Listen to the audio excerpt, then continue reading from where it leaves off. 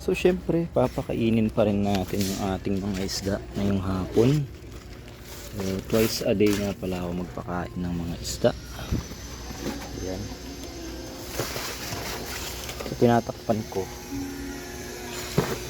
para hindi na ulit sila lumutin. Ayan, para hindi na mag green water. At ang papakain nga natin ngayon sa kanila ay itong Tubifex. Ayan, bulati yan. Tubifex worms. So lalagay lang tayo ng kaunti dito. Walang dadakotin na lang natin yan ng ating mga kamay. Pag fish keeper ka, walang diri-diri. Ayan, bulati yan guys. Tiny worms. Buhay yan. Ayan. Maarte nga yan, kailangan pa niyan ng aerator para hindi sila mamatay kagad. All goods na yan. Ayan. Yan, may mga dumi-dumi din sila. Natanggal din natin yan kasi mabaho.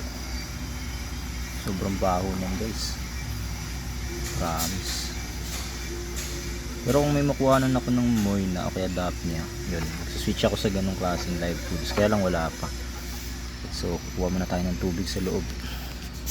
Okay, so yan, nalagyan natin ng tubig.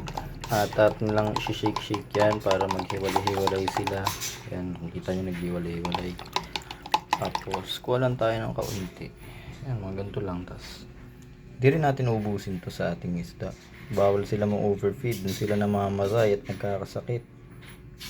Yan, so konti-konti lang. Okay nga yung hibla-hibla lang.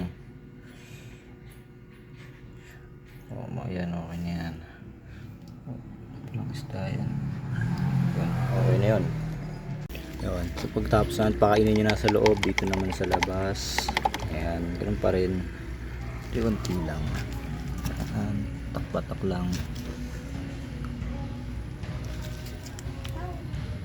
Grabe, nagbabulness na itong isa, oh. Matindi. Healthy.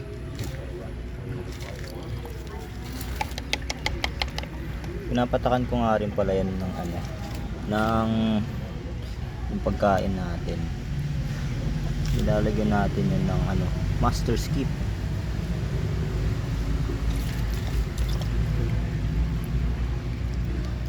Nahalo natin sa tubig nito. Ito, yan.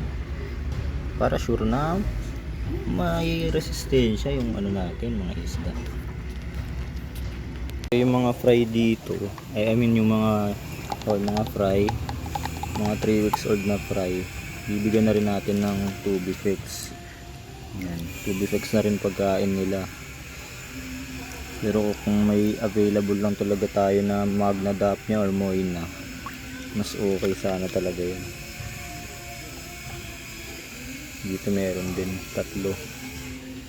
Tapos di ko na makita kasi yung cone feeder ko, kaya ganito na lang din ginagawa akong pagkapain sa kanila.